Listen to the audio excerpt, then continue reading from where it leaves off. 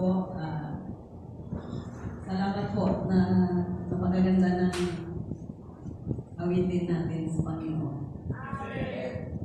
Magandang umaga po sa ating lahat. Handa na po tayong makinig ng salita ng Panginoon.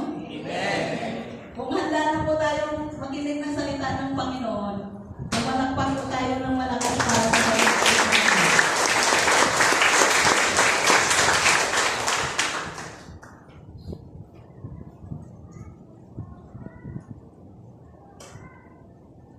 Nakakaramdam po tayo ng mainit, no? Pero sa salita ng Panginoon na magkarinig po tayo, walang ano po yun sa akin yung init. Amen! Di ba po?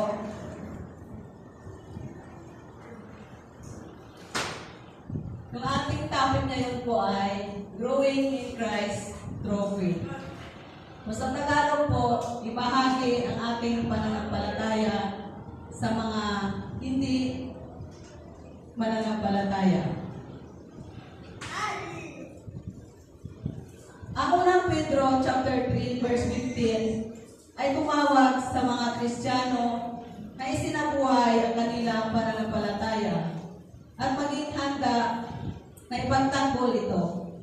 Binigyan din ng talata ang pagparangal kay Kristo, magbigay ng makalatwiran, paliwanag. Ginawa ito ng may kahihingunan at paggalang. Ito ay isang panawagan sa parehong pangloob ng pagpapakabanal at panglabas na saksi. Sabi po dito, this is how we grow in Christ by faith. We introduce Jesus Christ, His Gospel. Tumayo po tayo at manalangin.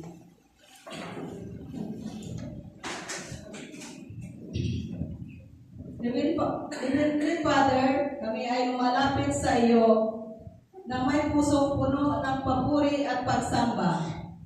Inikilala po namin ang iyong katingkalaan at ang awa.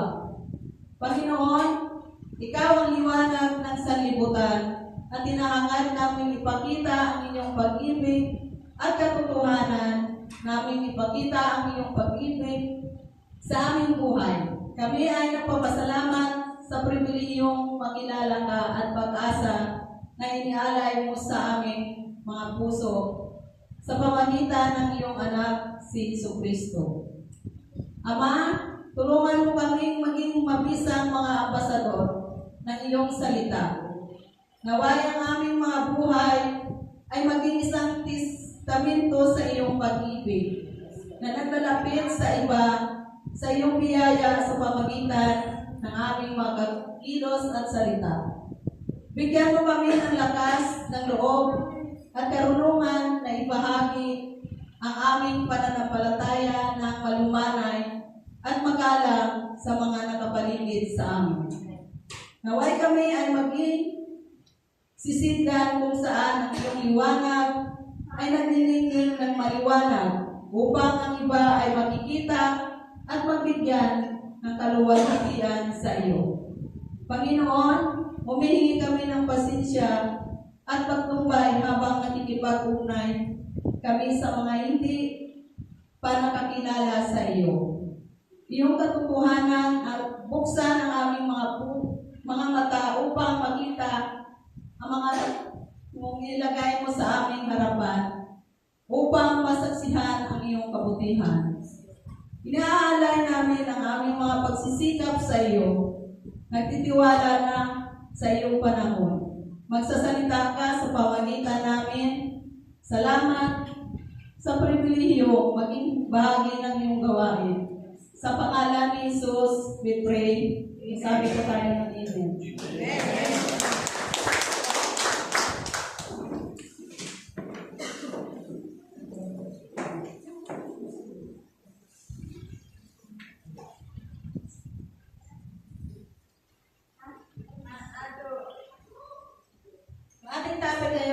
Growing Christ through faith, ang ating paglago kay Kristo.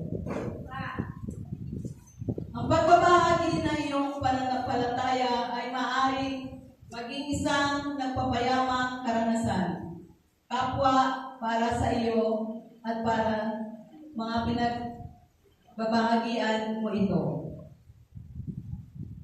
Sa unang Pedro chapter 3 verse 15, pinapaalalahanan tayo datampuan pagkabalin ninyo ang Panginoong Diyos sa inyong mga puso. At maging handa kayong wina sa pagsagot sa bawat tao. Magtatanong sa inyo ng katwiran ng pag-asa na nasa inyo na may kaamuan at takot. Dito po iminungkahi ng talatang ito na ang pagbabahagi ng pananampalataya ay tungkol sa pagiging handa na ipahayag ang pag-asa sa loob mo ng may paggalang at pagkumbaba. Hindi ba po tayo, kailangan magpakumbaba po tayo at paggalang sa bawat isa sa atin. Amen po ba? Magsimula sa pamagitan ng pamumuhay ng iyong pananampalataya sa pamagitan ng mga gawa. Ang pagmamahal ay kabaitan at ay makapangyarihan patotoo sa kanilang sarili.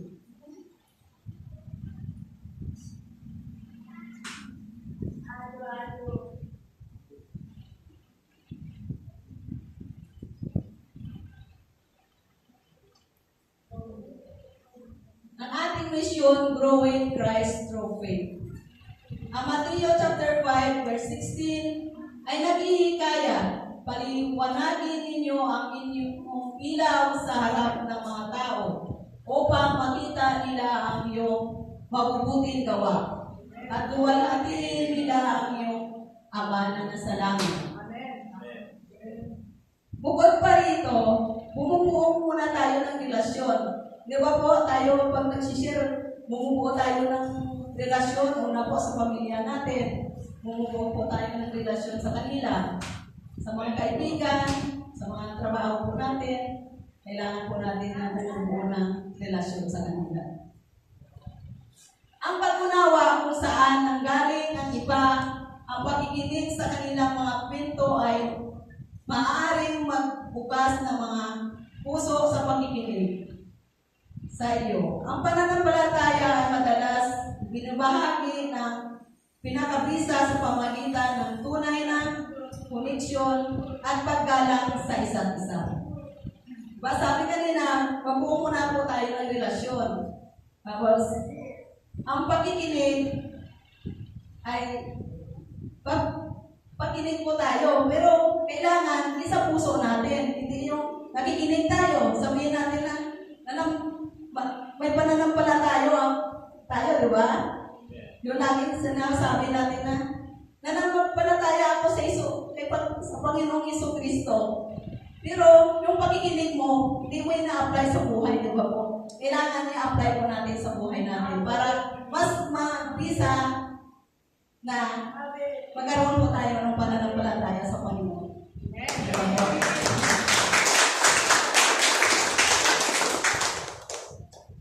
Tandaan, ang pasensya ay panalangin ay mahalaga. Magtiwala na ginagamit ng Diyos bilang instrumento sa kanyang panahon. Maging mahinahon at hanapin ang patnubay ng banal na Espiritu sa pamumuno ng pag-uusap. Di ba po?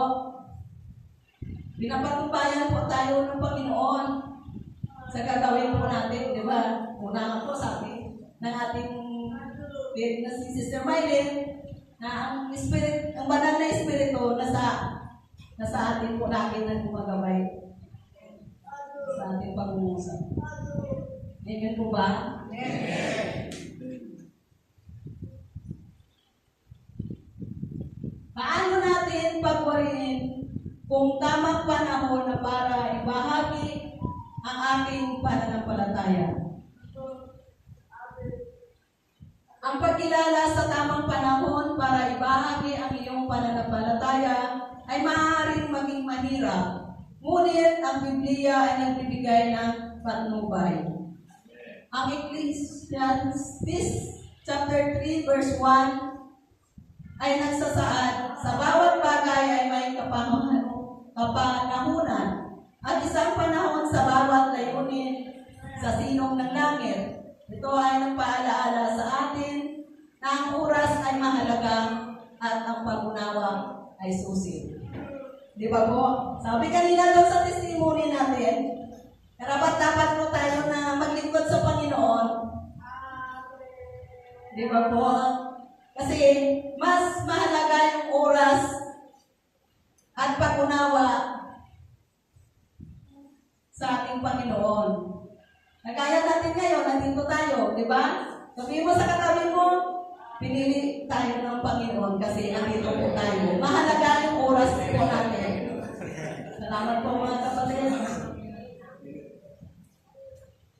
Upang makilala ang tamang sandali, magsimula sa panalangin, humingi sa Diyos ng karunungan at pagiging sensitibo sa kanyang pamumuno. Ang Santiago chapter 1 verse 5 ay nag-aalok ng papatibay loob kung ang sino man sa inyo ay nagkukulang ng karunungan, humihingi sa Diyos, na nagbibigay ng sagana sa lahat at hindi manunumbat at ito ay bibigay sa Kanya. Di ba? Pag humingi lang tayo sa Panginoon ng karunungan, di ba po? Ang ating Diyos hindi nanunumbat kasi yun ang Diyos po natin. Amen. Di ba? Kung i-apply natin sa buhay natin, di ba? Lahat na gagawin po natin, hihingi po natin ng karunungan sa Panginoon. Kasi siya lang po ang tutulong sa akin. Amen. Sa akin. Kung sa akin po, i-apply ko sa buhay ko, sobrang iyayin ko po. Sabi ko noon, hindi po ako pwede umarap sa mga kapatiran ko, pero humingi po ako ng karunungan sa Panginoon. Ngayon po, nandito po ako sa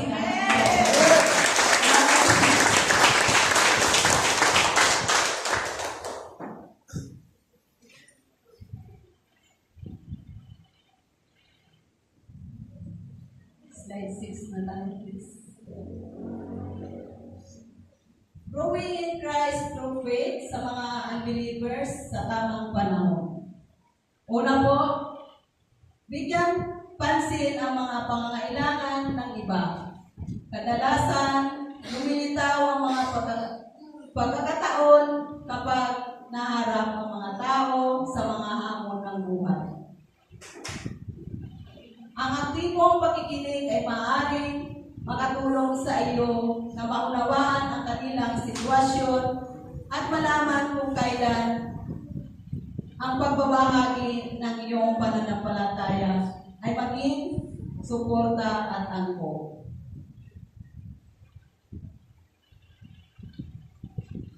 Pangalawa po, tandaan natin, mahalaga ang maging tunay na kaibigan muna na nakatuon sa pagbuo ng mga relasyon.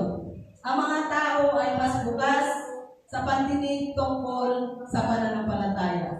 Kapag nakita nila ito ay sinabuhay ng totoo. Sabi po, makikinig po tayo sa mga salita ng Panginoon. Kasi mas lalo po tayo lumago sa ating pananampalataya. Diba po? Kasi kung nakikinig lang tayo, tapos paglabas natin, parang wala lang po. Kasi ako dati, pag tinanong ako, anong mensahe ng pastor? Sabi ko, di ko alam.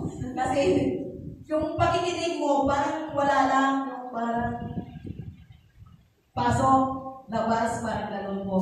Paano po tayo lumago kung yun po ang ginagawa natin?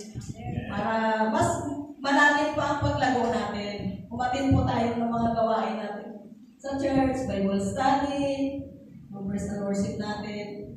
Para doon po natin makita yung ipaparanas ng Panginoon sa atin ng mabuti sa atin. Kasi kung hindi natin maranasan ng Panginoon sa buhay natin, baliwala po, di ba po? Ang pananampalataya natin, masabi lang po natin na nananampalataya ako. Di ba? Pero sa mga gawain ng church, hindi po tayo umabot. Di ba mga kapatid? Salamat po. Pangatlo po, panghuli, magtiwala sa banal na Espiritu na gagabay sa inyo. Maaaring akayin ka ng Espiritu sa pag-alam kung kailan magsasalita. Manatiling bukas ang iyong puso sa kanyang mga siko at maging handa na magbahagi kapag natural dumating ang pagkakataon. Di ba po, magtiwala lang po tayo sa Kanya. Yung pagsishare po natin, samahan po tayo ng banal na Espiritu. Kahit saan po tayo pupunta, hindi po tayo matakot na harapin yung mga tao na isisiran natin ng salita ng Panginoon. Hindi po ba? Amen.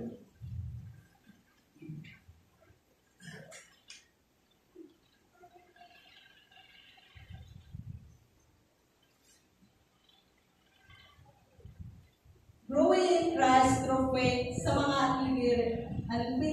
unbelievers sa tamang panahon, paano natin ginagawa? Una po, pabanalin si Kristo bilang Panginoon. Nagsisimula ang talata sa pamamagitan ng pagtuturo sa mga mananampalataya na ituring si Kristo bilang kanilang Panginoon. Kapwa sa kanilang mga puso at kanilang buhay. Nangangahulugan ito ng pagbibigay sa Kanya ng pinakamataas na awtoridad at pagpasakop sa Kanyang kalooban. Pangalawa po, maging handa na magbigay ng libinsa. Ang paniralang ito ay nagbibigay din na ang mga pananampalataya ay hindi dapat matakot at ipaliwanag ang kanilang pananampalataya. Kapag tinanong, dapat silang maging handa na ibahagi ang mga dahilan ng kanilang pag-asa kay Kristo. Hindi lamang sa salita, kundi sa pamagitan din ng kanilang mga kilos at kilos.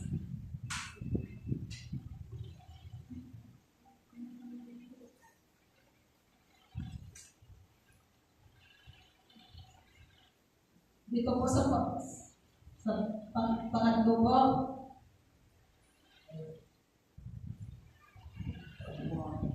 may kaakuan at paggalang. Binibigyan din ng talata ang kahalagahan ng pagiging banayad at magalang kapag nagbabahagi ng kanilang pananampalataya. Di ba po, pag nagbahagi po tayo ng salita ng Panginoon, magalang po tayo magsalita. Di ba po? Yun po na, yun maging mas malalim pa rin yun sa atin kasi dahil nakikita nila sa sarili natin na totoo tayo, na hinaharap natin na makita nila sa buhay natin na totoo tayo po sa pagsishare ng salita ng Panginoon. Pangapat po, magbigay ng sagot sa lahat ng nagtatanong. Ito ay nagpapaliniwati na ang mga pananampalataya ay dapat maging bukas sa pakikipag-usap tungkol sa kanilang pananampalataya. Sa sinumang interesado, dapat ay handa silang ipaliwanag ang kanilang mga paniniwala kahit na iba ang mga paniniwala iyon sa taong kausap.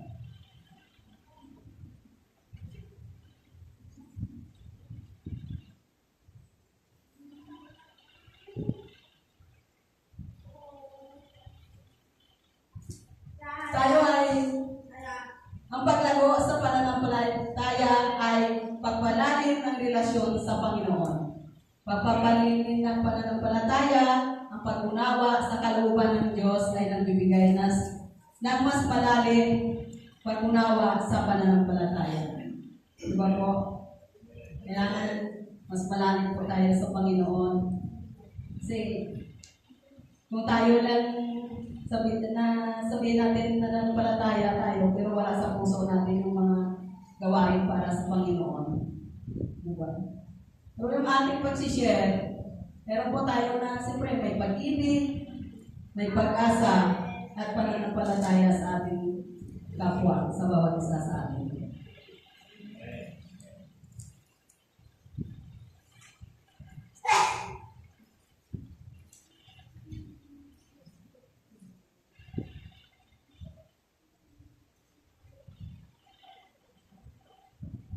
Dito na po ako magtatapos, magkonklusyon na po ako. Ito po yung konklusyon natin. Ang unang Pedro, chapter 3:15, ay nagtatapos sa pamagitan ng pagkikayat sa mga mananampalataya na maging handa na ipagtanggol ang kanilang pananampalataya. Hindi sa pamagitan ng pakikipagtalo, kundi sa isang pusong tulad ni Kristo at isang maamo at matiyagang Espiritu. Ang pagtatanggol na ito ay dapat magmula sa pag-asa na mayroon sila kay Kristo. Hindi mula sa pagnanais na manalo ng mga argumento. Ang pangunahing takeaway ay ang maging handa ng paliwanag ang kanilang pananampalataya. Ang binibigyang piliin ang positibong pag-asa kay Kristo.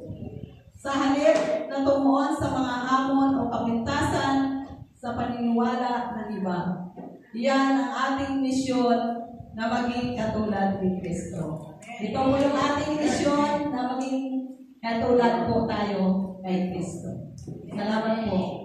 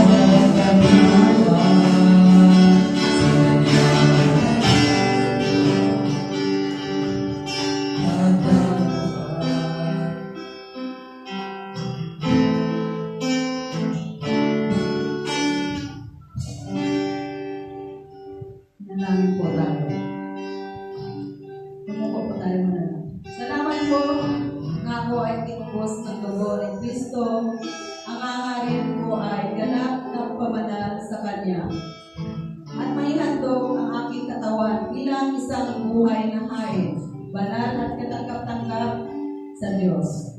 Ingatan mo ang aking puso at gabayan ang aking pananalita. Dalangin ko, bigyan mo ako ng karunungan upang makapagbigay ng pagtatanggol para sa aking pagtitiwala kay Kristo at upang magbigay ng sagot para sa pinagbalang pag-asa na mayroon ako sa Kanya.